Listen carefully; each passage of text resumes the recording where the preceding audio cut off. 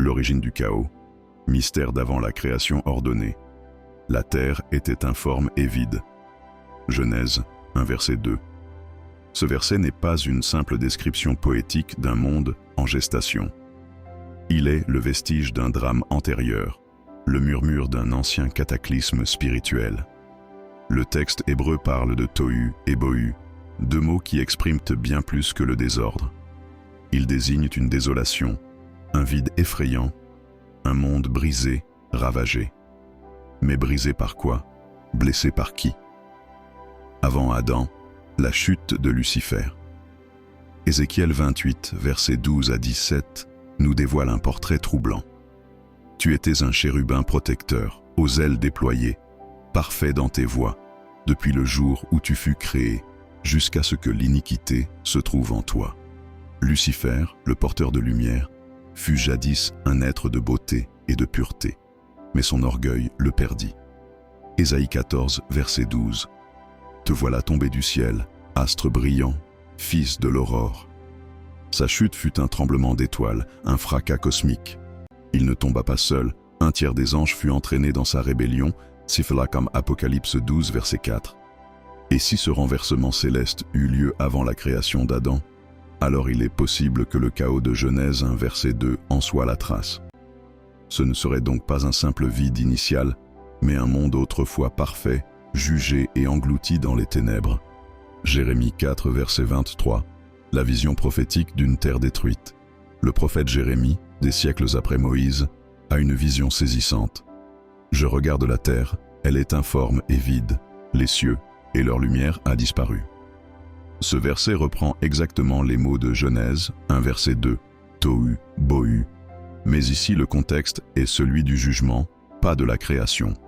Certains y voient une simple prophétie du jugement de Juda, mais d'autres y discernent un regard spirituel sur une destruction originelle, comme si Jérémie avait vu dans l'esprit une terre déjà frappée autrefois, bien avant l'homme. Les eaux primitives, symbole de jugement. Dans Genèse 1 verset 2, l'eau couvre toute la surface. C'est un élément étrange pour un commencement.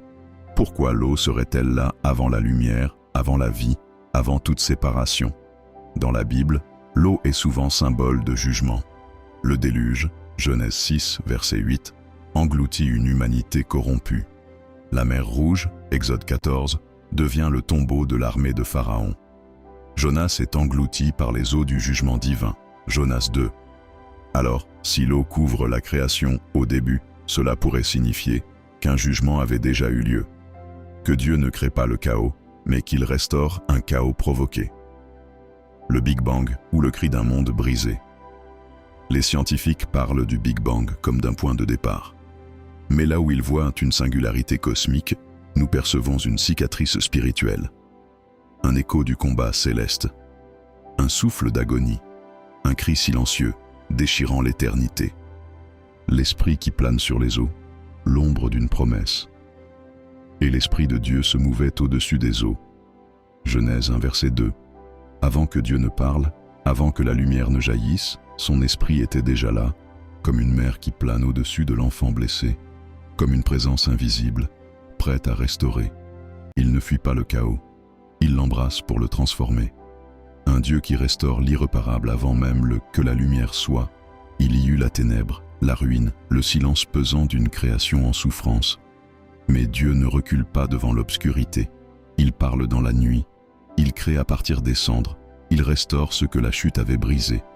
Le chaos n'est pas la fin. C'est le point de départ de la rédemption. Car même dans ce chaos primitif, même dans cette obscurité pleine de larmes non dites, son esprit planait déjà. Et ce qui fut jadis ruiné devient aujourd'hui le théâtre de la rédemption. Et ce qui était informe, vide, sans vie, reçoit une parole de création, que la lumière soit, et la lumière fut. Abbé.